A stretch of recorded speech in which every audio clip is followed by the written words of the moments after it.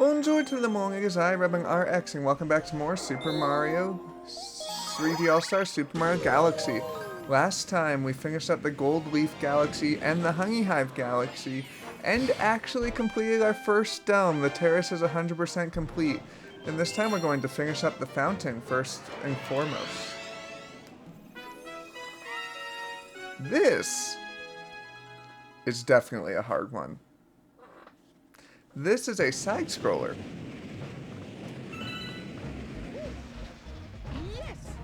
So if you miss a coin, you cannot go back for the coin. Like, not at all. Maybe in a time limit one, maybe with some fancy jumps, sure, you could get some. But here, if you do not get every single coin on the first run through, you are screwed out of that coin and you might as well kill yourself. I believe this is one of the ones with exactly 100 coins. I don't believe there's a spare. I don't believe you have some leeway. Just follow the coins, follow the path they're taking you, because it will guide you to what you need to do. It will tell you if you need to go to the bottom part of this. It will tell you which side of this you need to be on.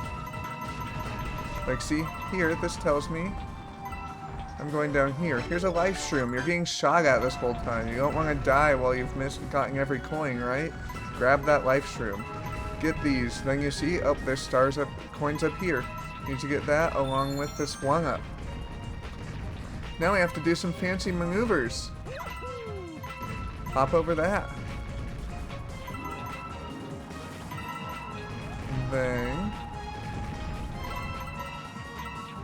it's really, this is definitely a precursor for one we're going to be doing later that's this same concept, but sinister. And there we go. Now if you get here with only 99 coins, talk to the Gearmo, and she will happily kill you.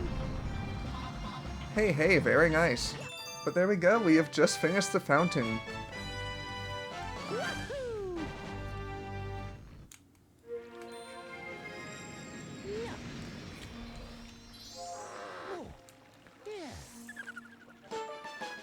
$75, that is a big number to me.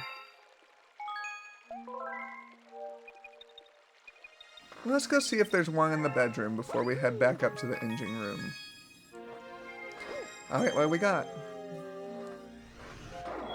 Nothing. Okay. Sure. I wish you could pull up the map at any time.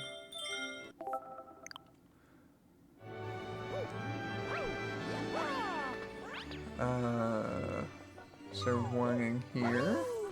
Wow, there are just no purple coin comments right now. Interesting. Okay.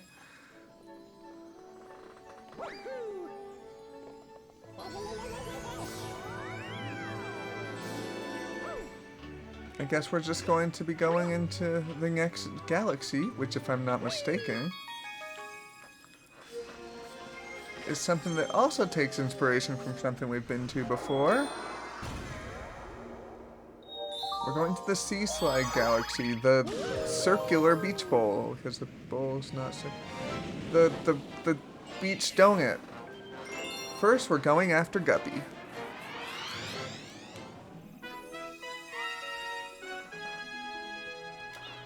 Now, while Beach Bowl wasn't too bad with its swimming and everything, this is a very swimmy mission, or world. Was probably my least favorite purple coins, but we'll get to that. Big bullies ruining our faster than torpedo, ruining all our fun. Are you gonna try swimming with a shell? This one's an awesome roof of an ocean, but that big hooligan is causing trouble and keeping us out of it. You know you can dive with CL, right? So that's the hooligan that's been causing trouble? Yeah, well, I'll teach him. So yes, we want to go up to Guppy, the nice orca, and see what he has to say. Now who do we have here? Some friend of those penguins?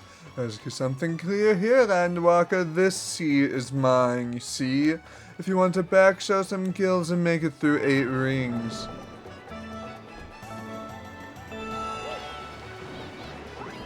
Oh, okay, this is not the mission I thought it was. What this one is you have to go through all 8 of his rings. If you have a shell, make sure you slow down so his ring appears. His ring will fill up your air, but the shell definitely makes this easier.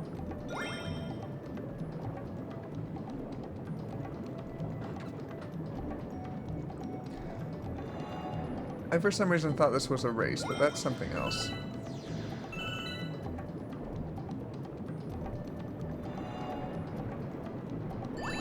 Four.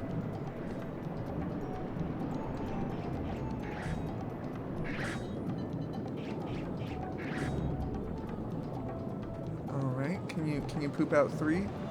Thank you.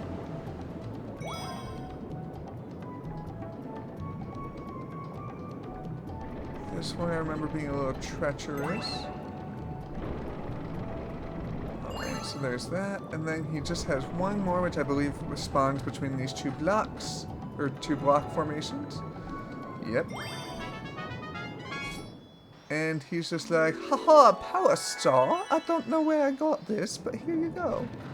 Oh, we can talk to him. Okay. Not bad for a landwalker. While I'm a fish in my words, the sea's all yours. Surf's up again. Thanks a bunch. Yeah, way to go.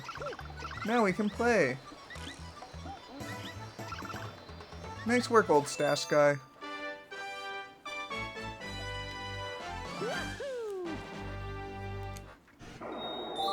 And now we have our Cosmic Comet, apparently. 2 Cosmic Comets in a row. This one is Underwater Cosmic Mario Race.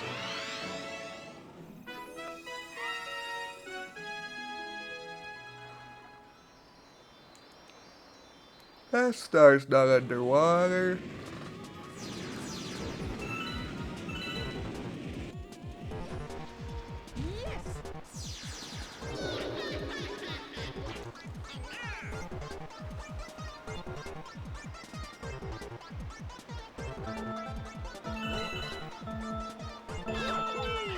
Nope, okay. One day maybe I'll get that.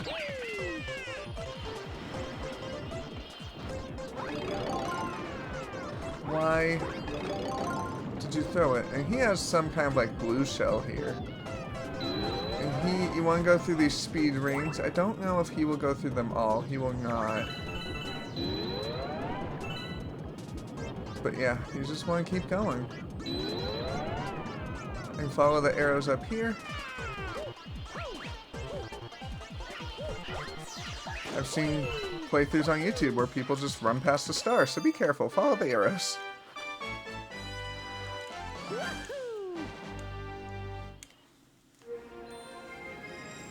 Did you like racing? Was it everything you dreamed it would be?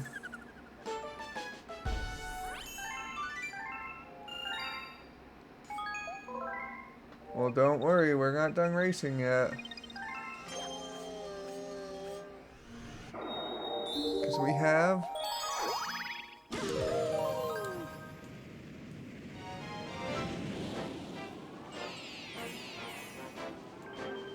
faster than a speeding penguin!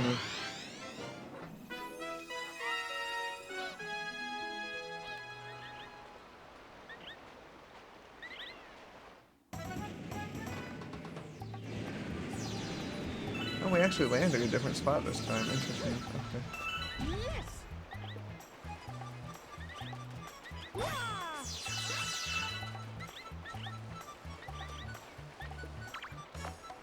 Let's see. Today's Penguin Racers, everyone welcome.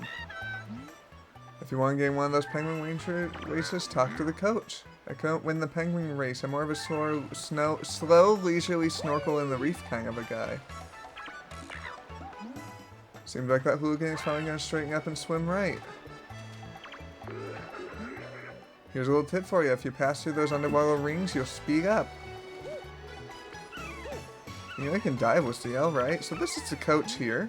We've got a penguin race starting. You want in? I don't remember if this is one of those races where if you lose, you die, but it is a race.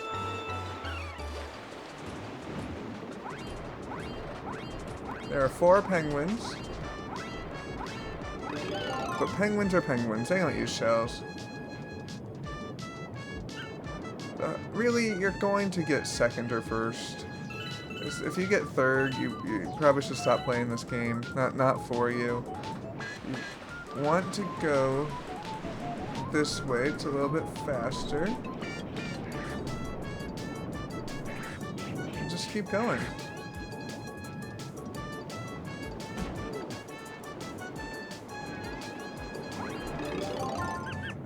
I didn't see the steam vent, but I hit the steam vent. I don't even see a speed ring.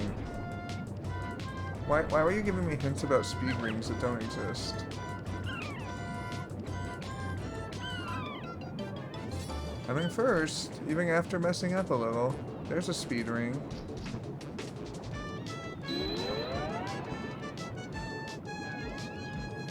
Here's another one. Is this the goal? I don't remember. It looks like it. Cool. Nice, here's a gold medal, champ.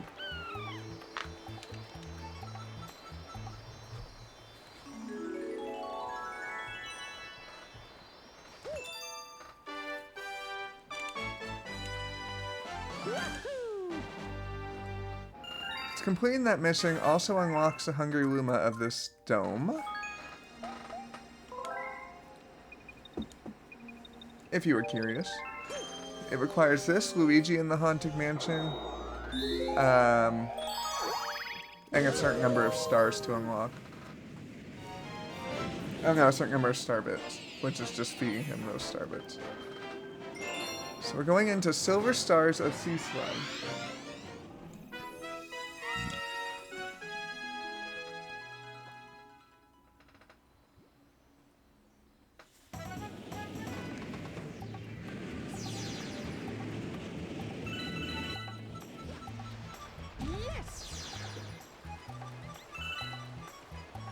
We're going in because we're not actually going to be doing it. Oh, another bee mushroom thing? Yeah, there's a lot of similarities between these two worlds. But I know for a fact the next world is actually fairly different.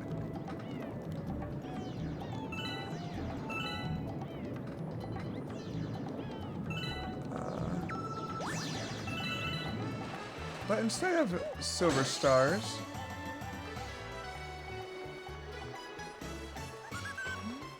hey, you are going to taste the star bits. Is it 30? 40. Okay, so I have to go collect some more. This is like the first time I've really had to go out for one of these.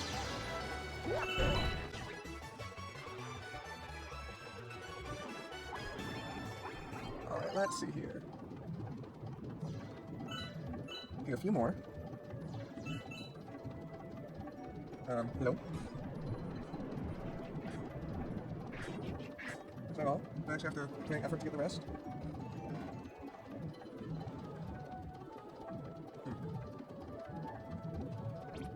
Didn't think I did. Well, there we go, there's my effort bit. Had to do a full lap just to get 40 coins, or star bits. This world's also weird because it's one of the only worlds where you just have this little ring and you don't really go anywhere else. There's a planet in the middle we'll go to next time, and this planet we're unlocking, but that's the entire galaxy.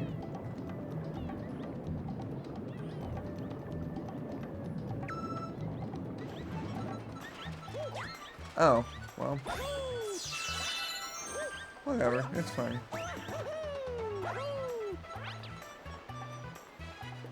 They were building this cairn last time. I didn't go talk to the toad, but now it's finished being built, which is important because this is a weird Hungry Luma in the fact that it does not turn into a launch star. It only turns into a planet.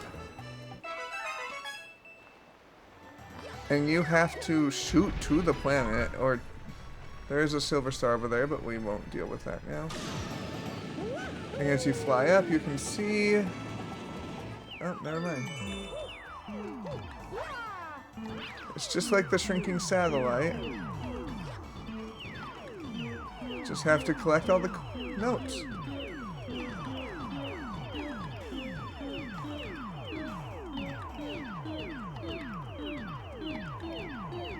But this time there's one on every single panel.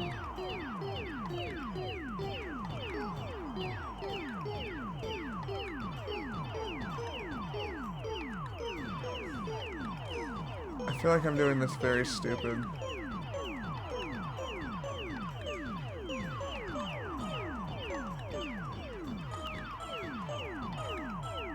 And there's no music it's making, it's just that weird musical effect where everything gets higher pitched and higher pitched. And once you collect the last one,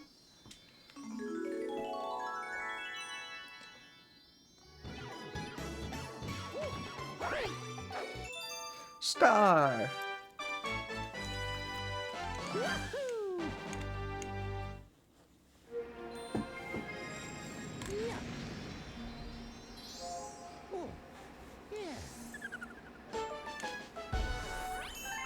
Hurry, he's hungry. Alright, let me go take a look at something real quick.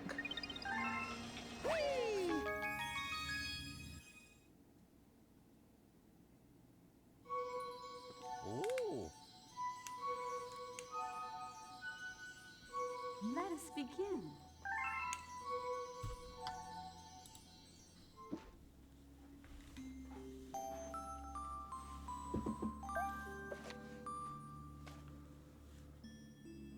Then one day, while the girl sat sipping tea, a tiny apricot-colored planet appeared on the horizon. From the planet, another Luma of the same color emerged. Do you two know each other? The girl asked the two Lumas gleefully. Despite the girl's excitement, they seemed uneasy. The two Lumas neither drew closer nor backed away from each other. Instead, they just stared. Then one Luma broke the silence. My mama. And again, at once the apricot Luma parroted back, my mama, my mama, my mama, my mama. The two Lumas began to dance around the girl frantically, and neither showed any sign of stopping. The girl was so charmed by this adorable scene that she couldn't help but laugh, but that's when something very strange happened. Suddenly, more Lumas began to pop out from the apricot planet. They were different colors, but they all shouted the same thing, my mama, my mama. The sight of all the shouting Lumas only made the girl laugh harder. What am I going to do with all these children? The Luma just stared blankly as she doubled over laughing. I guess I'll have to name each and every one of you. Tomorrow, once she had finished naming them all, she would begin moving all the Lumas into the new house.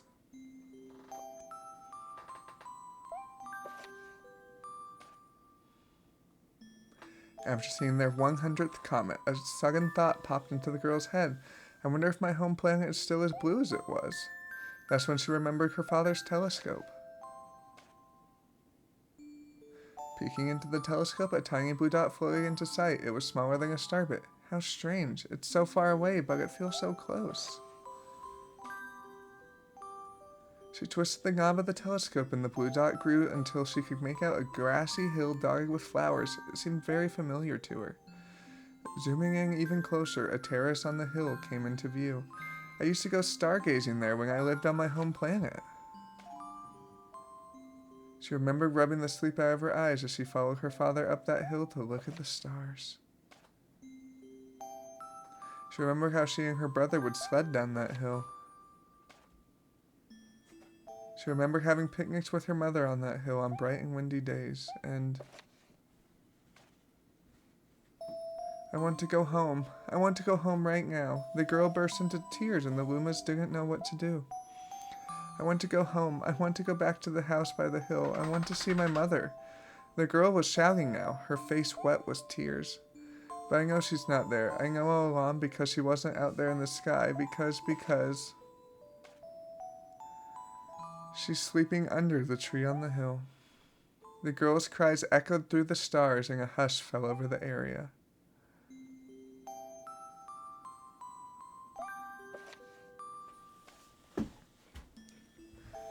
Though usually quite cheery one day, the girl became sad again. Luma drew close and tried to comfort her. Mama, you still have me.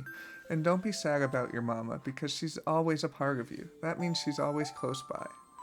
It's like me. I love starbits because they remind me of my mama. No, no, the girl said, unable to stop the tears. A lonely look flickered across Luma's face, but was soon replaced by a wide grin. I have an idea. I will transform into a comet, a soaring comet that can carry you all on this journey. With that, Luma, trailing bands of light soared high into the sky, and just as quickly started to plummet back down. Kaboom! Kablam! The ground shook, and a bright light poured out from the crater that the Luma had created. The bands of light twisted together to form a comet tail, and then the Luma emerged, reborn as a comet.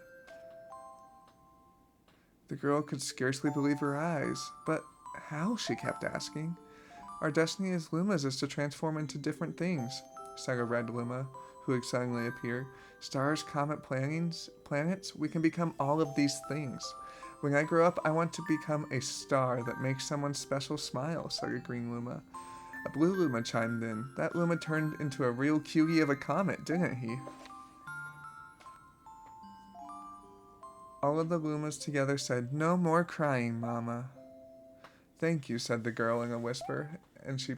Oh, darn it. From that day on, skies, the comet set forth from the girl's home planet, its long tail blazing proudly behind it. Apparently hitting the stick counts as flipping the page.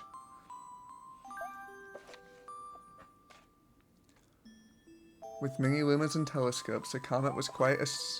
Oh, I can go back. Okay. Quite a sight to behold. The girl and the Lumas were proud to call it home. At a welcoming party for the new Luma, the girl gathered everyone in the kitchen and said in a louder voice than usual, "All right, everyone, let's make a cake. A cake sprinkled with star bits, then it will be a star cake." The Lumas excitedly began to gather the ingredients. As she watched the Luma scurry about, the girl smiled and thought to herself, "This is my family now, and I will stay with them until they're ready to leave the nest. And when they do leave, I'll see them off with a smile, because that's what makes a mother happiest." That night, when the girl lay down to sleep, a soft light enveloped her and reminded her of the blue planet she once called home. But it would be nice to return home once every 100 years, to nap in my favorite sleeping nook. The comet carrying the Lumas and the girl continues on its journey to this very day. With more family members in tow than can be counted, it's said that the comet visits the girl's home planet once every 100 years, its proud white tail glittering in the sky.